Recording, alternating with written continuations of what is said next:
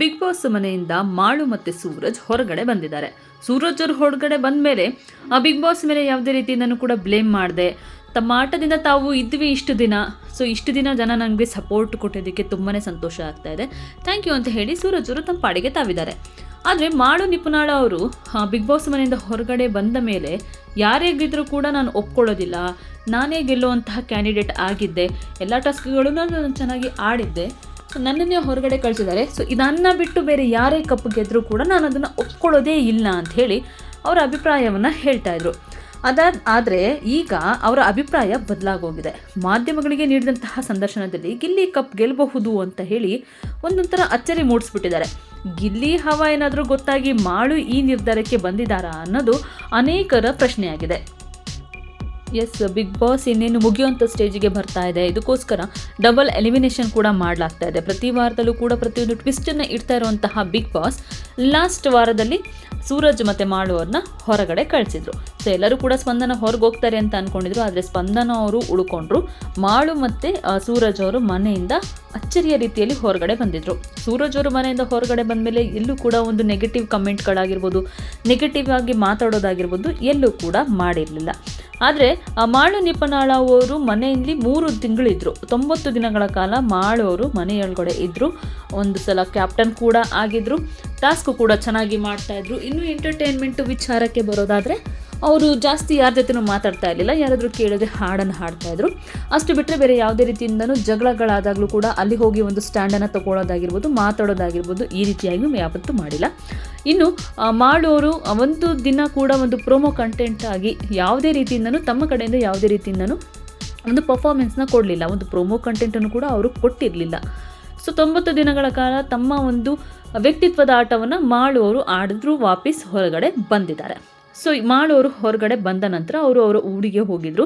ಅಲ್ಲಿ ಎಲ್ಲ ಒಂದು ಇಂಟರ್ವ್ಯೂಗಳು ನಡೆದಾಗಲೂ ಕೂಡ ಪ್ರತಿಯೊಂದು ಮಾಧ್ಯಮಗಳಲ್ಲಿ ಒಂದು ಸಂದರ್ಶನವನ್ನು ಕೊಟ್ಟಾಗ ನಾನೇ ಗೆಲ್ಲಬೇಕಿತ್ತು ಕಪ್ಪನ್ನು, ನಾನು ಕಪ್ಪನ್ನು ಬೇರೆ ಯಾರೇ ಬಿಗ್ ಬಾಸ್ ಗೆದ್ದರೂ ಕೂಡ ನಾನು ಅದನ್ನು ಒಪ್ಕೊಳ್ಳೋದಿಲ್ಲ, ನಾನು ಗೆಲ್ಲುವಂತಹ ಒಂದು ಕ್ಯಾಂಡಿಡೇಟ್ ಆಗಿದ್ದೆ, ಮನೆಯಲ್ಲಿರುವಂತಹ ಯಾರಿಗೂ ಕೂಡ ಕಪ್ಪು ಗೆಲ್ಲುವಂತಹ ಅರ್ಹತೆಯೇ ಇಲ್ಲ ಅಂತ ಹೇಳಿ ಡೈರೆಕ್ಟಾಗಿ ಹೇಳ್ತಾಯಿದ್ರು. ಅವರು ಆಡಿದಂತಹ ಈ ಮಾತು ಸಾಕಷ್ಟು ಚರ್ಚೆಗೆ ಕಾರಣ ಆಗೋಗಿತ್ತು. ತುಂಬ ಜನ ಕಾಮೆಂಟ್ಸ್ಗಳಲ್ಲಿ ಹೇಳ್ತಾಯಿದ್ರು, ಮಾಳು ಅವರು ಹೊರಗಡೆ ಬಂದಿದ್ದಾರೆ ಅಂದ ಮಾತ್ರಕ್ಕೆ ಇಲ್ಲಿ ಯಾವ ಉತ್ತರ ಕರ್ನಾಟಕದ ಜನತೆ ಅಳ್ತಾ ಇಲ್ಲ, ನೀವೇನು ತಲೆ ಕೆಡಿಸ್ಕೋಬೇಡಿ ಅಂತ ಕೂಡ ತುಂಬ ಜನ ಕಮೆಂಟ್ ಕೂಡ ಹಾಕ್ತಾಯಿದ್ರು. ಇಷ್ಟೇ ಅಲ್ಲ, ಕಪ್ ಯಾರು ಗೆಲ್ತಾರೆ ಅಂತ ಏನಾದರೂ ಒಂದು ಸಂದರ್ಶನದಲ್ಲಿ ಒಂದು ಕ್ವಶನನ್ನು ಕೇಳಿದಾಗ್ಲೂ ಕೂಡ ಅದಕ್ಕೆ ಸೂಕ್ತ ರೀತಿಯಾಗಿ ಉತ್ತರವನ್ನು ಕೊಡ್ತಾ ಇರಲಿಲ್ಲ ಮಾಳು ನಿಪುಣಾಳ ಅವರು. ಯಾರು ಗೆಲ್ತಾರೆ ಅಂತ ಇವಾಗಲೇ ಹೇಳೋದಕ್ಕೆ ಆಗೋದಿಲ್ಲ, ಏನು ಬೇಕಾದರೂ ಆಗ್ಬೋದು, ಅದೇ ಅಲ್ಲಿ ಯಾರಿಗೂ ಗೆಲ್ಲುವಂತಹ ಅರ್ಹತೆ ಕೂಡ ಇಲ್ಲ ಅಂತ ಹೇಳ್ತಾಯಿದ್ರು. ಇದಾದ ನಂತರ ಒಂದು ಈವೆಂಟ್ ನಡೆಯುತ್ತೆ, ಅಂದರೆ ಒಂದು ಕಾರ್ಯಕ್ರಮ ನಡೆಯುತ್ತೆ. ಆ ಕಾರ್ಯಕ್ರಮದಲ್ಲಿ ಮಾಳು ಅವರು ಹಾಡನ್ನು ಕೂಡ ಹಾಡ್ತಾ ಇರ್ತಾರೆ. ಅವರದೇ ಫೇಮಸ್ ಆಗಿರುವಂತಹ ಸಾಂಗ್ನ ಡ್ರೈವರ ಸಾಂಗ್ ಹಾಡ್ತಾ ಇರ್ತಾರೆ. ಆವಾಗ ಅಲ್ಲಿರುವಂತಹ ಜನ ಮಾಳು ಅವರ ಹೆಸರನ್ನು ಕೂಗುವಂತಹ ಬದಲು ಗಿಲ್ಲಿ ಗಿಲ್ಲಿ ಅಂತ ಕೂಗಿ ಗಿಲ್ಲಿ ಅವರ ಒಂದು ಎಷ್ಟು ಫ್ಯಾನ್ಸ್ ಬೇಸ್ ಇದ್ದಾರೆ ಅನ್ನೋದನ್ನು ತೋರಿಸ್ಕೊಂಡ್ಕೊಳ್ತಾರೆ. ಯಾಕಂದರೆ ಕೊಟ್ಟಂತಹ ಇಂಟರ್ವ್ಯೂನಲ್ಲಿ ಅವ್ರು ಹೇಳಿದರು, ಗಿಲ್ಲಿ ನಗಿಸ್ತಾನೆ ಅಥವಾ ಕಾಮಿಡಿ ಮಾಡ್ತಾನೆ ಅನ್ನೋದು ಬಿಟ್ಟರೆ ಅವ್ನು ಯಾವುದೇ ರೀತಿಯಿಂದನೂ ಟಾಸ್ಕಲ್ಲಿ ಅವ್ನು ಯಾವುದೇ ರೀತಿಯಿಂದನೂ ಕೂಡ ಆಟನ ಆಡೋದಿಲ್ಲ. ಫಿಸಿಕಲ್ ಟಾಸ್ಕ್ ಅಂತ ಬಂದರೆ ಗಿಲ್ಲಿ ಪರ್ಫಾರ್ಮೆನ್ಸ್ 0ನೇ ಇರುತ್ತೆ. ಅದರಲ್ಲಿ ನಾನು ಮಾಡಿದ್ದೀನಿ. ಸೊ ಅಲ್ಲಿರುವಂತಹ ಮನೆಯಲ್ಲಿ ಯಾರಿಗೂ ಕೂಡ ಕಪ್ಪನ್ನು ಗೆಲ್ಲುವಂತಹ ಅರ್ಹತೆಯೇ ಇಲ್ಲ, ಗಿಲ್ಲಿನೂ ಕೂಡ ಗೆಲ್ಲೋದಿಲ್ಲ ಅಂತ ಹೇಳಿದರು. ಆದರೆ ಆ ಮಾತನ್ನು ಹೇಳಿ ವೈರಲ್ ಆದ ನಂತರ ಇವರು ಒಂದು ಇವೆಂಟ್ ಕಾರ್ಯಕ್ರಮದಲ್ಲಿ ಹಾಡುವಂತಹ ಟೈಮಲ್ಲಿ ಎಲ್ಲರೂ ಕೂಡ ಗಿಲ್ಲಿ ಗಿಲ್ಲಿ ಅಂತ ಕರೆದಿದ್ದಾರೆ. ಸೊ ಇದು ಮಾಳು ಅವರಿಗೆ ಎಲ್ಲೋ ಒಂದು ಕಡೆ ಮುಜುಗರವನ್ನು ತಂದಿಟ್ಬಿಟ್ಟಿತ್ತು.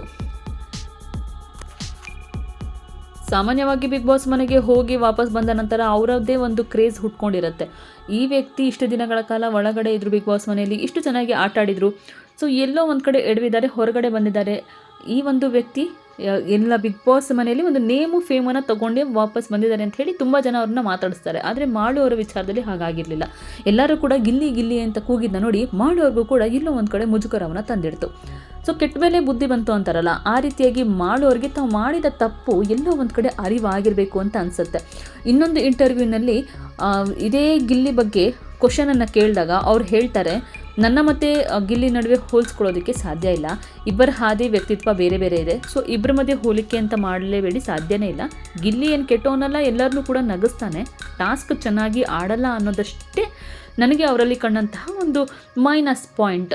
ಅವರು ತಪ್ಪನ್ನು ತಿದ್ದಿಕೊಂಡ್ರೆ ಗಿಲ್ಲಿ ಫಿನಾಲೆ ತಲುಪಿ ಕಪ್ಪನ್ನು ಗೆಲ್ಲಬಹುದು ಅಂತ ಹೇಳ್ಕೊಂಡಿದ್ದಾರೆ.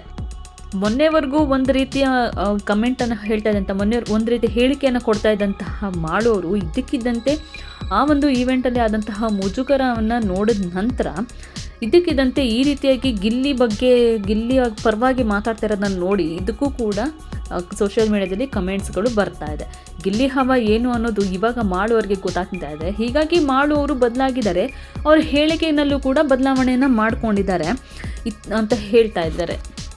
ಏನೇ ಆಗಿರ್ಬೋದು, ಮನೆಯಿಂದ ಹೊರಗಡೆ ಬಂದ ನಂತರ ಇದುವರೆಗೂ ಕೂಡ ಅವರು ಸುದೀಪ್ ಅವರ ವೀಕೆಂಡಲ್ಲಿ ಅವರು ಇಬ್ಬರು ಕೂಡ ವೇದಿಕೆ ಮೇಲೆ ಕರೆಸಿ ಇನ್ನೂ ಮಾತಾಡಿಸಿಲ್ಲ. ಇಷ್ಟ ಹೊತ್ತಿಗೆ ಪ್ರತಿಯೊಂದು ಮಾಧ್ಯಮದಲ್ಲೂ ಕೂಡ ಮಾತಾಡಿದಂತಹ ಮಾಡುವವರು ಈ ರೀತಿಯಾಗಿ ಒಂದು ಹೇಳಿಕೆಗಳನ್ನ ಕೊಡೋದು ತಪ್ಪು ಅಂತಲೇ ಕೆಲವರ ಅಭಿಪ್ರಾಯ ಆಗಿದೆ. ಯಾಕಂತಂದರೆ ಅವರ ಒಂದು ಸ್ವಂತ ಅಭಿಪ್ರಾಯ ಏನೇ ಇರ್ಬೋದು, ಒಂದು ವೋಟಿಂಗ್ನ ಒಂದು ಕೌಂಟ್ ಆಗುತ್ತೆ. ಇದರ ಜೊತೆಗೆ ಮನೆಯಲ್ಲಿರುವಂತಹ ವ್ಯಕ್ತಿಗಳು ಯಾವ ರೀತಿಯಾಗಿ ಆಟಾಡ್ತಾರೆ, ಅವರ ವ್ಯಕ್ತಿತ್ವ ಹೇಗಿರುತ್ತೆ ಅನ್ನೋದು ಕೂಡ ಕೌಂಟ್ ಆಗುತ್ತೆ. ಇದರ ಬೇಸ್ ಮೇಲೇ ಪ್ರತಿ ವಾರ ಪ್ರತಿಯೊಬ್ಬರು ಕೂಡ ಎಲಿಮಿನೇಟ್ ಆಗೋದು ಸಾಮಾನ್ಯ. ಸೊ ಈ ರೀತಿಯಾಗಿ ಇದ್ದಂತಹ ಮಾಡೋರು ಅಂದರೆ ಯಾರು ಕೂಡ ಅರ್ಹರಲ್ಲ, ಯಾರು ಕೂಡ ಇಲ್ಲ, ಗಿಲ್ಲಿ ಅಂತೂ ಆಟನೇ ಆಡಲ್ಲ ಅಂತ ಹೇಳ್ತಾ ಇದ್ದರು.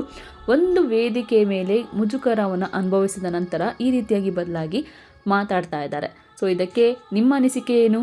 ನೀವು ಕೂಡ ಕಮೆಂಟ್ ಮೂಲಕ ಹಾಕಿ. ಈ ವಿಡಿಯೋ ನಿಮಗೆ ಇಷ್ಟ ಆಗಿದರೆ ಲೈಕ್ ಮಾಡಿ, ಶೇರ್ ಮಾಡಿ. ಇನ್ನೂ ನಮ್ಮ ಚಾನಲ್ನ ನೀವು ಸಬ್ಸ್ಕ್ರೈಬ್ ಮಾಡ್ಕೊಂಡಿಲ್ಲ ಅಂತಂದರೆ ಈಗಲೇ ಸಬ್ಸ್ಕ್ರೈಬ್ ಆಗಿ.